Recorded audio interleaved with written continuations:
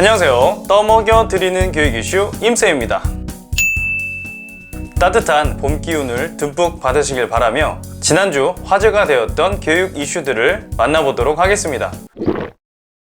첫 번째 소식 살펴보시죠. 교육부가 추경 확보를 통해 학교 방역 인력 1만 명을 우선 지원하며 어려워진 대학생에게 국가 장학금을 지급합니다. 교육부는 25일 국회 본회의에서 이러한 내용을 담은 올해 제1회 추경안 1,646억 원이 통과됐다고 밝혔습니다. 추경에는 학교 방역 인력 지원 사업을 위해 380억 원이 신규 편성되어 올해 2학기 전국 유초, 중, 고교에 학교 방역 지도 인력 5만 명 중 1만 명을 먼저 지원할 수 있게 됐습니다. 또한 코로나19에 따른 기초학력 저하 등 학력 격차 해소를 위해 초등 4, 5, 6학년 중학생을 대상으로 보충 지도와 정시 지원 등을 하는 온라인 튜터 사업에 487억 원, 특수학교, 특수학급 보조인력 지원을 위해 110억 원, 맞춤형 국가장학금 지원 사업은 250억 원을 증액하여 코로나19로 부모가 실직하거나 휴업, 폐업으로 인해 경제적으로 어려워진 대학생 1만 명에게 국가장학금을 지원할 계획입니다. 교육부는 추경 집행 절차를 즉시 진행해 현장을 신속히 지원하겠다고 밝혔습니다.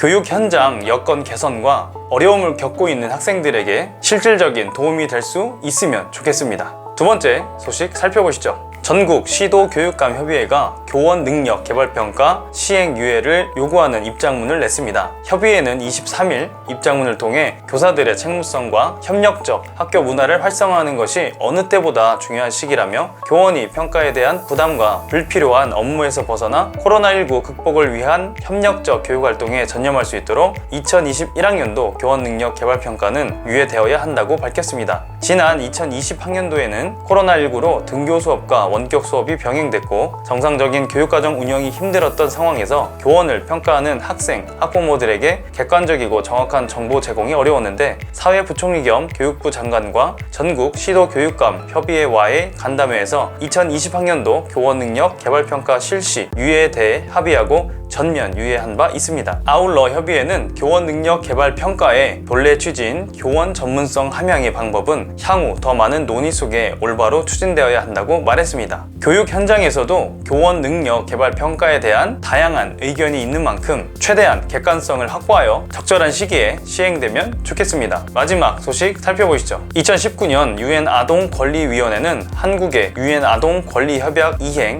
제5, 6차 국가보고서에 대한 최종 견해에서 한국 아동 자살의 주요 원인인 과도한 학업 부담, 그에 따른 수면 부족, 높은 스트레스에 대해 여전히 우려하였습니다. 특히 지나치게 경쟁적인 교육 환경에 대해 심각하게 우려한다며 사교육 의존도를 줄일 것을 권고했는데 육아정책연구소가 발표한 영유아 사교육 실태와 개선 방안을 보면 5개국 조사 결과 가구 소득 대비 영유아 사교육 비중은 한국이 5.2%로 가장 높았고 다음은 대만, 미국, 일본, 핀란드 차례였습니다. 3살 이전에 사람의 뇌 80%가 완성된다는 내용과 관련해 서유현 가천대 의대 석좌학 교수는 인간의 뇌는 3살에 완성되지 않고 최소 20년이 걸리며 이 기간은 억지로 단축할 수 없다고 하였습니다. 또한 유아기 3살 이전에는 암기 위주의 지적 자극보다 감정적 충족이 더 중요하다고 강조하였습니다. 아이들에게 다양한 경험을 할 수 있는 기회를 주는 것과 함께 자녀의 발달에 맞는 학습 기회를 제공하려는 노력 또한 중요한 것 같습니다. 지금까지